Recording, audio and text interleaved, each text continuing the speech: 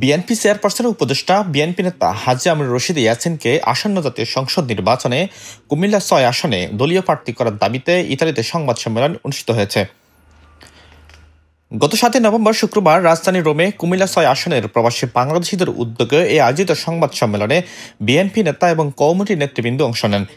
সংবাদ সম্মেলনে লিখিত বক্তব্য পাঠ করেন কুমিল্লা সদর উপজেলা বিএনপির উপদেষ্টা ও রহমানগর বিএনপির সাবেক সাধারণ সম্পাদক কাজী আবুল বাশার।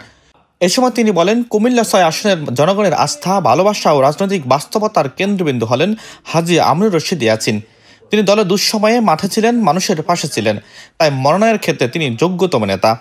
সদরের মানুষ, বিশেষ করে কুমিল্লার ৬ আসনের মানুষ কিন্তু এরকম একটা দলের প্রতি 100% বিশ্বস্ত লোকেই কুমিল্লা ৬ আসনের এমপি হিসাবে দেখতে চায়।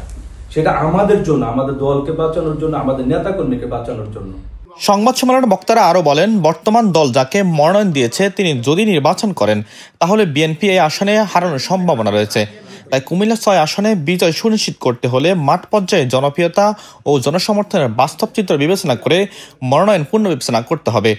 সংবাদ সম্মেলন থেকে বক্তারা বিএনপির হাইকমান্ডের কাছে জনমত ও তৃণমূলের দাবিকে গুরুত্ব দিয়ে প্রার্থী পরিবর্তন ও ইয়াছিনকে মনোনয়ন প্রদানের জোর দাবি জানান।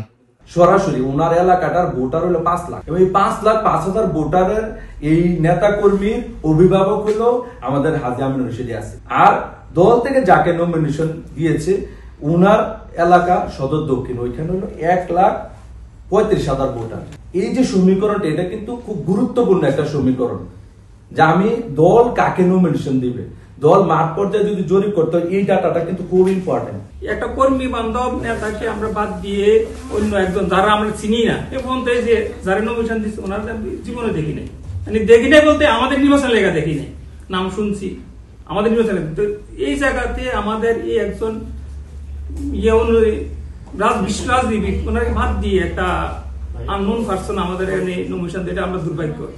আহ্বান জানাবো দলের সর্বোচ্চ নেতার কাছে যে আমাদের যেই নেতা আমাদের পাশে ছিল, নেতা কর্মীর পাশে ছিল, সাধারণ মানুষের পাশে ছিল, এই নেতাকে যাতে দল নমিনেশন দেয়। তারেক রহমানের কাছে অনুরোধ, কুমিল্লা তৃণমূলের প্রাণ হাজী আমিনুর রশিদ ইয়াছিন ভাইকে পুনর্বিবেচনা করে ওনাকে মনোনয়ন দেওয়া হোক, তাহলে কুমিল্লা সদর ৬ আসনের জনগণ ওনাকে বিশাল ভোটে বিজয় লাভ করতে সহায়তা করবে।